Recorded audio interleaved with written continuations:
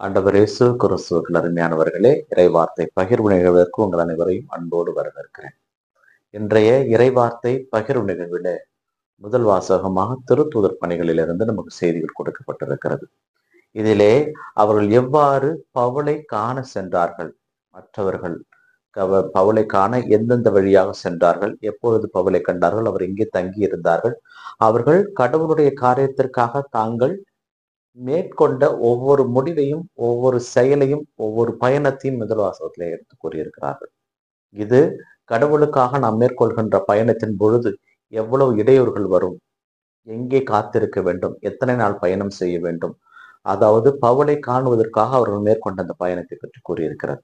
இன்றைய நற்செய்தி வாசகத்திலே மத்தேயு நற்செய்தி 14வது பிரிவிலே 22, 23 இந்த வசனங்களை கேட்டவுடன் நம்ம ஞாபகத்துக்கு வருவது இயேசு கடல் மீது நடந்த நிகழ்வு நமக்கு ஞாபகத்துக்கு வரும். பிரியமானவர்களே, இன்றைய நற்செய்தி வாசகத்திலே இந்த வாசகங்களை நாம் படிக்கின்ற தோறும் கடவுள் நமக்கு சொல்லுகின்ற ஒரு மாபெரும் உண்மையை நம்மால் அறிந்து கொள்ள முடியும்.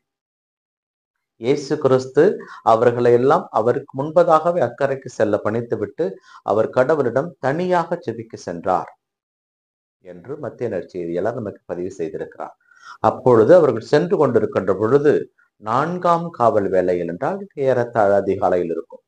அந்த அதிகாலை நேரத்திலே இயேசு கிறிஸ்து தன்னுடைய சீடர்களை நோக்கி கடல் மீது நடந்து சென்றார் என்ற வார்த்தையை நாம் கேட்கின்ற பொழுது அவர் தன்னை கடவுள் என்பதை மீண்டும் ஒரு முறை மெய்ப்பிக்கிறார்.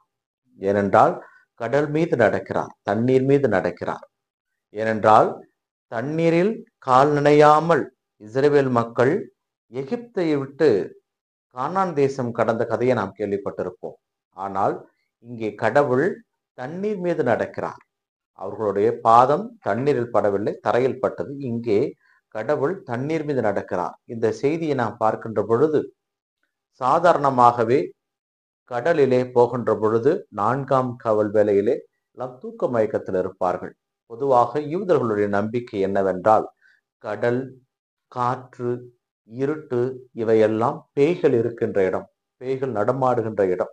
ஆகையினால் இயேசு கிறிஸ்து தண்ணீர் மீது நடந்து வருகின்ற பொழுது அதை பார்த்து பேதுரு ஐயோ பேய் என்று அலறியதிலே நாம் ஒன்றும் புதிதாக கண்டுபிடிக்க முடியாது. ஏனென்றால் அது வழக்கம்,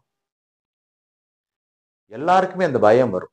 ஏனென்றால் அவர் யூதர்களுக்கு எல்லாமே கடல் என்றாலும் இருட்டு என்றாலும் பயம்தான். அப்படி இருக்கின்ற பொழுது தூரத்திலிருந்து ஒருவர் கடல் நடந்து வருகிறார் என்றால் எல்லாருக்கும் பார்ப்பவர்கள் இருக்காம எல்லாருக்கும் அந்த பயம் இருக்கும்.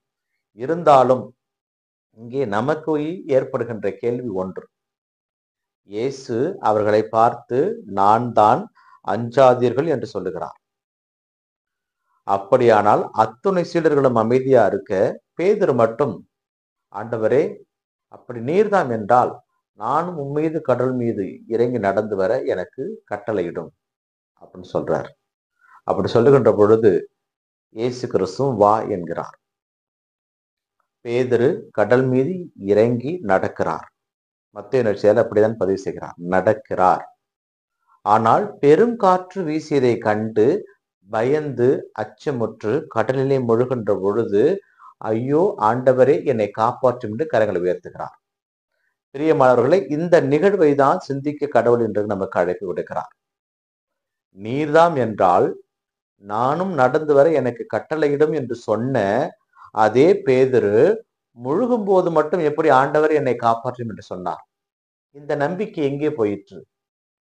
எப்பொழுது நமக்கு நம்பிக்கை வரும் என்றால் நாம் துன்பத்தில் இருக்கின்ற பொழுதோ, கவலையில் இருக்கின்ற பொழுதோ, கஷ்டத்தில் இருக்கும் போதுதான் கடவுள் கண்ணுக்கு தெரிவார். பேதுருக்கும் அதுதான் தெரிந்தான். கடவுள் நான் தான், அஞ்சாதீர்கள் என்று சொன்ன பொழுது நீர்தாம் என்றால் நானும் வரட்டுமா என்று எதிர்கேள்வி கேட்ட அந்த பேதுரு இப்பொழுது ஏன் ஆண்டவரே என்னை காப்பாற்றும் என்று சொன்னார்? அங்கே எதற்கு அவருக்கு அந்த அச்சம் வந்தது? எதற்கு அந்த பயம் வந்தது? பெரும் காற்று, கடவுள் அவரோடு இருக்கிறார், இயேசு கிறிஸ்து அவரோடு இருக்கிறார். அப்படி இருக்கின்ற பொழுது அவர் பயம் கொள்வதற்கான காரணம் என்ன என்றால் இதை நாம் வேறு விதமாக சிந்திக்க கடமைப்பட்டிருக்கிறோம். பிரியமானவர்களே, யோவான், திருமுழுக்கு யோவான் இயேசுவை காண தன்னுடைய சீடர்களை அனுப்பி வைக்கிறார். அப்பொழுது அவர் சீடரிடம் அவர் ஒரு செய்தியை சொல்லி அனுப்பியிருக்கிறார். என்ன செய்தி? வர இருக்கிறவர் நீர்தாமா, இல்லை வேறு ஒருவரை எதிர்பார்க்கலாமா என்ற ஒரு கேள்வி. அப்பொழுது இயேசு அவரிடம் பதில் சொல்லுவார். கண் தெரியாதவர்களுக்கு கண் தெரிகிறது, முடமானவர்கள் எழுந்து நடக்கிறார்கள், இறைவன் நற்செய்தி அறிவிக்கப்படுகிறது, போய் சொல்லுங்கள் என்றார். அப்போனா என்ன? இந்த வார்த்தைகளை நாம் கேட்கின்ற பொழுது இறை அரசு நெருங்கி வந்து விட்டது. எசாயா தீர்க்கதரிசி சொன்னது இவைதான். மெசியா வருகின்ற பொழுது இவையெல்லாம் நடக்கும். அதான் மெசியாவுடைய வேலை. ஆக அவர் இயேசு கிறிஸ்துவமாக சொல்லுகிறார். இங்கே அவர் இயேசு கிறிஸ்துவை என்ன நினைத்திருப்பார்? ஒரு சந்தேக கண்ணோடு பார்த்திருக்கிறார். இரண்டாவது, இந்த பேதுரும் இயேசுவை சந்தேக கண்ணோடு பார்க்கிறார். அப்படி நீர்தாம் என்றால் நானும் இறங்கி நடந்து வர எனக்கு ஆணையிடும், கட்டளையிடும். இந்த இருவரையும் வைத்துவிட்டு ஒரே ஒரு மனிதர், உம்முடைய விழாவில் விரலை விட்டால் ஒழிய நான் நம்புவேன், இல்லை நம்ப மாட்டேன்னு சொன்னார மட்டும் சந்தேகத்தோமா நாம் பேசுகிறோம். பிரியமானவர்களே, மீண்டுமாக ஒன்றை உங்களுக்கு சொல்ல விரும்புகிறேன். யாரோ ஒருவர் சொன்ன ஒரு நிகழ்வை வைத்துக் கொண்டு நாம் மற்றவரை எப்பொழுதும் அடையாளப்படுத்தக்கூடாது. நீங்களாகவே அனுபவியுங்கள், நீங்களாவே உங்கள் கண்ணுக்கு எதிரே பாருங்கள், அதை மட்டும் நம்புங்கள். இயேசு கிறிஸ்துவை கண்ணுக்கு எதிராக பார்த்தார்கள், எல்லா சீடர்களும் பார்க்கிறார்கள். பேதுரும் அவர்களோடு பார்க்கிறார். ஆனால் அவர் ஆண்டவரோடு நடக்க முற்பட்டு நடக்க ஆரம்பிக்கிறார். ஆனால் மீண்டுமாக அது பெருங்காற்று என்ற ஒரு இடையூறு. கடவுளை நீங்கள் நோக்குகின்ற பொழுது, கடவுள் சார்பாக நீங்கள் நிற்கின்ற பொழுது இடையூறுகள் உங்களுக்கு வரும். அது பெரும் காற்றாக வரலாம், ஒரு பிரச்சனையாக வரலாம், அல்லது செல்வமாக வரலாம், அல்லது துன்பமாக வரலாம், எப்படி வேண்டுமானாலும் வரலாம். ஆனால் அந்த துன்பங்கள், அந்த இடையூறுகள் உங்களுக்கு வருகின்ற பொழுது உங்கள் கண்முன்னே இருக்கின்ற கடவுளை மட்டும் நீங்க நோக்குகின்ற பொழுது நீங்கள் வெற்றி காணலாம். இயேசு கிறிஸ்து கடவுள் பேதுருடைய கண்முன்னே நின்ற பொழுதும் அவர் இந்த பெரும் காற்றை கவனித்து கடவுளை மறந்தார், கடலுக்குள் மூழ்கினார். நாமும் ஒருவேளை உலக செல்வங்களுக்காக கடவுளை மறப்போமானால் நாமும் துன்பம், பிரச்சனை, கண்ணீர், கவலை, கடன் தொல்லை, கட்டுகளுக்குள் மூழ்க நேரிடும்.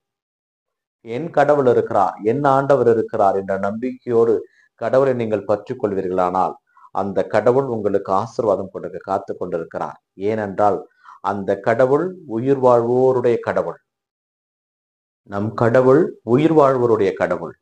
அந்த உயிர் வாழ்கின்ற அந்த கடவுளுடைய பிள்ளைகளாக இருக்கின்ற நாம் நம் கண்முன்னே இருக்கின்ற இந்த கடவுளை உற்று நோக்குவோம். அவர்தான் நம் கற்பாறை, அவர்தான் நம் கேடயம்.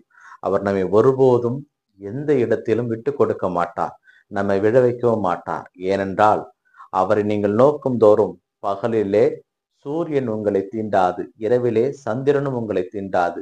உங்களை காக்குமாறு தன்னுடைய சீடரை அனுப்பி வைப்பார். நம் பாதங்கள் கல்லின் மீது மோதாதபடிக்கு அவர்கள் பார்த்து கொள்வார். ஏனென்றால் கடவுள் நம் சார்பாக இருக்கிறார். அப்படிப்பட்ட அந்த ஆண்டவரிடம் நம்மை முழுமையாக அர்ப்பணிக்க, முழுமையாக அவரை ஏற்றுக்கொள்வோம். அவர் பாதம் நடக்க முயற்சி செய்வோம். இந்த நாள் உங்களுக்கு இனிய நாளாக அமையட்டும். இறைவன் இயேசு என்றென்று வாழ்த்த பெறுவாராக. ஆமேன்.